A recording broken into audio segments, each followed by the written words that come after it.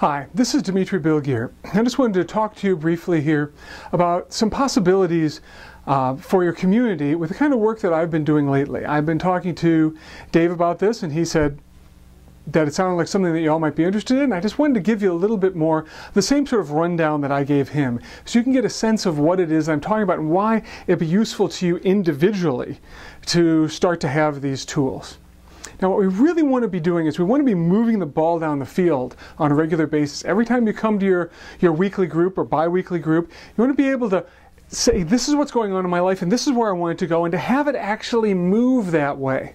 And to be able to find places in your life, or to be able to deal with the places in your life where you're stuck, where things seem broken, and where you're hurting, and really start to get some relief on that. I want to give you some things that you can so you can do here. You'll see them in this video, but we really go into them on the weekend to really start to make a difference, to maximize the results you get from the personal sort of growth that you do as you walk more towards fully embodying God's blessing for you. Now, the first thing I want to talk about is longings. When we go into our groups, or really anytime we have sort of a problem in our lives, the first place we go to is a complaint. We'll say, I'm complaining about this. I don't like this. So we show up in our groups and we tend to have the complaints of what's bothering us. But there's something you can help each other with, and that we really focus on this weekend, is what is actually your heart's deepest longing. Now, I've got a whole video for this on my website about the difference between a complaint and a want and a longing. But I believe that the longings of your heart are the whispers God has put in your heart of what's possible for you. I believe what happens is you start to perceive divine qualities that are possible in your world, and they show up as longings for you. Longings for expression, longing for connection, longing for mercy, longing to support the poor, or for great relationships, longing to thrive, longing to feel your blessing, whatever your longings are. But where we start with that is with our complaints. And then we'll generally go to, well, here's a solution I think might solve that complaint. And the first thing I want to really help you guys start to see is that you can go a lot deeper than that and get much better results. So, all right, we want to get to the longing, but normally what we start with is not the longing. We will start with a complaint.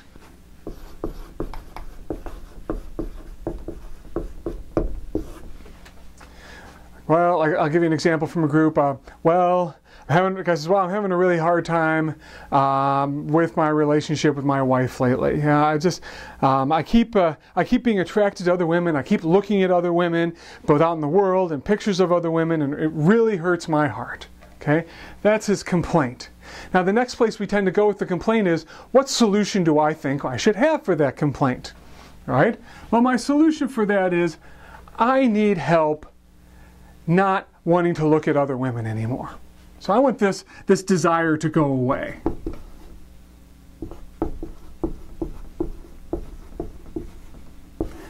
That's a self-authored solution. That's me, right? I'm saying, oh, this is what I want. So we had, let's say, a guy in the group who's like, well, I want this desire to go away. But what we really needed to look for, this would lead to a certain kind of a process. Put somebody to play the desire, maybe you yell at the desire yells at you, I don't know. But what's missing here is, what is his heart truly longing for? This solution, like when we make up our own solution, we've kind of taken God out of the picture. We said, I'll get back to you later, God, after I've sorted this out. Maybe then I'll deserve your love, or something like that. But your complaint has the desire to go away. But what is the deep longing of this man's heart that he wasn't able to face? So I worked with him on that. What is the deep longing of your heart? And as we worked on that, we started to see, well, what he really longs for is to have a great relationship with his wife, not just heart to heart, but also sexually. He wants to have a great romantic and sexual relationship with his wife. That's the longing of his heart.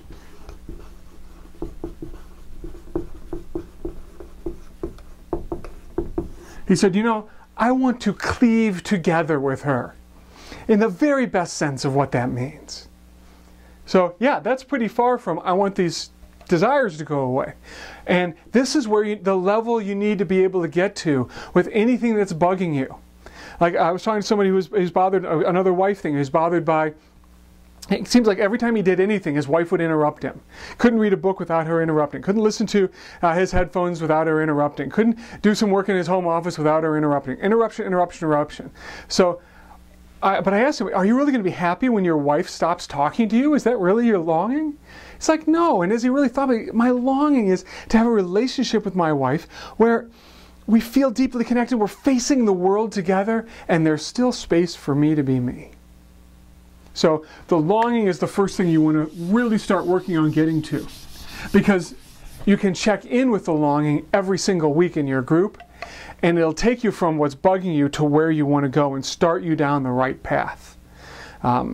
It's the foundation for any good process you run in your group or on yourself. So that's really the first thing to look at, is what are your longings, and you will learn how to do that as we work together. And it can be a real mind bender to be, I'm upset, but what is it I'm longing for? Because I'm just so connected to what I don't want. So that will really help you get more in resonance with what God has for you. We'll talk about the divine certification of your heart's longings and all sorts of great stuff like that. So then the next thing we'll look at is the idols. Now, I used to say false idols, but somebody pointed out to me all idols are false. But the false idols that you are believing in. Now, the way that this works is like this. You can make a very strong case that at every moment you are worshiping something. You are believing in your state, whatever it is, in some kind of a higher power. And so we will do some process work around what kind of a higher power are you believing in when you're upset, and changing that. So it works like this. We'll start with knowing what is your longing. What's your situation? What's your longing? Like, for instance, I was working with a guy in one of these groups, and he says, well, my son, who's a teenager, has the opportunity to really get involved in some record deals. That he's a great musician, and he's really they're looking to pick him up as kind of an artist they're going to push. Like, okay, well, what's the deal with that? So what do you want with that? What do you long for? He's like, well, what I really long for is to be an incredible support for him in having that happen. Okay, so that's long. He wants to be this surround, this support, this foundation for his son to spring forward to the best possible life for him. Right? He didn't show up with that, though. He showed up with a complaint. But the first thing we wanted to set up was somebody to play his longing. Yeah, that's what I long for. I really want to be able to be that surround, that support, that foundation for him to springboard off of. So we have somebody play that, and then we say, okay, well, what's the problem? What's in between you and that? When you go for that longing, when you go for being that springboard for your son's career, what do you get instead? Because if you've got a problem or a complaint, there's something you're longing for, and there's something you're getting instead. Right? So what you're getting instead. In this man's case, he said, well, you know, the problem that I face is, when I was his age, I had similar opportunities and I blew them. Because I was a musician too, and the problem I face is I'm afraid that I'm just trying to live out my life dreams through him. Wow, and that really shakes him up. When he has that, when he encounters that voice that says, you're just trying to live out your dreams through him, and there's a way in which it's true, boom, man, I mean, he's in trouble. That's upsetting. So we have somebody play that. It says, hey, you're just trying to live out your dreams through your son. And then we look for, okay, after that, how do you lose heart in the face of that? So we have them look from the outside. How do you stop pursuing the longing God has put in your heart in the face of that problem? And this happens for all of us. We're longing for something and there's a problem.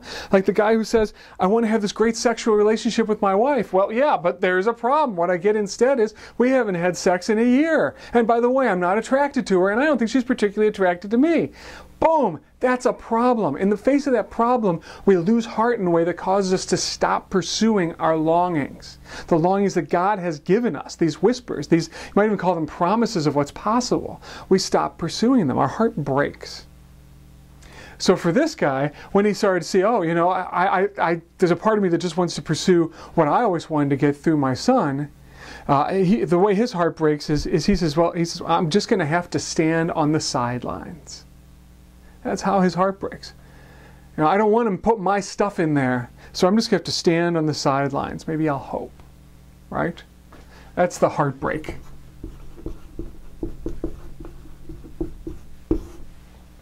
Man with his wife, when he says, well, you know, we haven't had sex in a year and I'm not that attracted to her, I don't think she's that attracted to me. His heartbreak is, there's no way forward. It's never going to work. There's no way for us to have a sexual relationship that works. And then you start to look at, okay, the guy who's bought the idea, the heartbreaking idea that he has to stand on the sidelines and just hope with his son, how good is he going to be at being a springboard? Not very. The guy who's bought the idea there's no way forward towards a good relationship with his wife and he just has to suffer, how good is he at building and moving forward towards the kind of relationship he longs for? He's not going to be able to do it at all. So what we want to do here is this is where we turn to God and ask for help. We say, I can't do this myself and I need your help.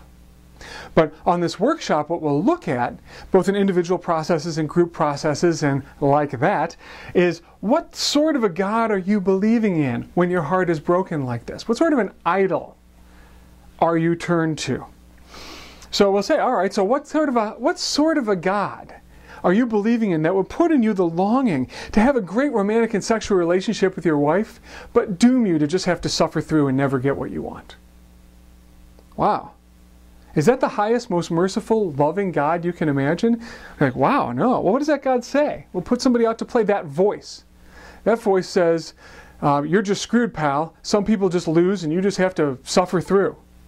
Or for the guy with his son and the music. What sort of a higher power, what sort of a God would set you up to long to be a springboard for your son as he starts his new career, but doom you to have to stand on the sidelines helplessly? Wow, what sort of, let's hear what that voice is. That voice is, well, sit down, shut up. You can just hope, there's nothing you can do. And we have to start asking ourselves, and I ask, is that really? You may not know what the divine message truly would be from God for your heart in this, right? But you could probably say that's not it. Is that really divine support? Is that really God's highest and most merciful reality? Is that His forgiveness? Is that His love? Whoa, not usually. In fact, when we look at this, we can say, who might that be actually? Where might you have heard a voice like that before that says something like, I have time for everybody else but not for you. Some people win, some people lose. Whoa, that's my dad, or that's my mom, or whatever. And we can start to look at how you've projected mom and dad, or whoever, onto God. And then you step away from it and say, all right, well, I'm going to stop believing that. Yeah, I love my dad, but it doesn't mean I'm going to buy his ideas of what I'm stuck with. And then we do some work to get to the true blessing. And the man starts to see, wait a minute, I love my son. And even though there is a part of me that wants to fulfill my dreams through him, I do love him. And my love is enough to fully surround him and make something terrific happen for him. And you know what? I'm going to do that. He leaves that experience with the ability to step forward in a new way. Or the man with his wife. It's like, I'm not so attracted to her. She's not so attracted to me. And boy, and I start to believe I just have to suffer through, but then I turn to the real highest. We have a way of doing that. I start to really get God's blessing for you. What it says is, no, you know what? Just because you can't see a way forward now doesn't mean, just because I can't see it doesn't mean I won't be shown something. I'm going to actually step out and say, this is what I stand for, building this relationship. And I'm going to open my heart to what's possible. And I'm going to start to see not through my eyes, but really open to see through God's eyes what I might be capable of here. And a light starts to come into him. He says, boy, I don't know what the route forward is, but I know there is one. And I'm going to stop not listening. I'm going to stop listening to this part that says give up, and I'm going to keep listening to God. And I'm going to keep going for it. Wow. All I needed was that hope that there is a way. I see there is one. Wow. So that's sort of the stuff that we're going to get into. And the whole point of this is so that you can have change in your own heart around your own situations over the course of a weekend and give you some stuff you can start to use, both in your group and on yourself, to really step forward more into the life that God is calling you to, using the kind of tools that you've started to learn with this kind of work. So I just wanted to put this out here right quick and give you some information. I'm perfectly happy to answer any questions you might have, and hopefully I'll be able to come out and work with you, be able to have a fun, interesting weekend, get some transformation. As one guy said at the end of the last one of these I ran, he said, I really feel like I got a piece of my soul back this weekend. And that makes me happy to hear, and I'm really hoping I can share that with you. So this is Dmitri Bilgere. God bless.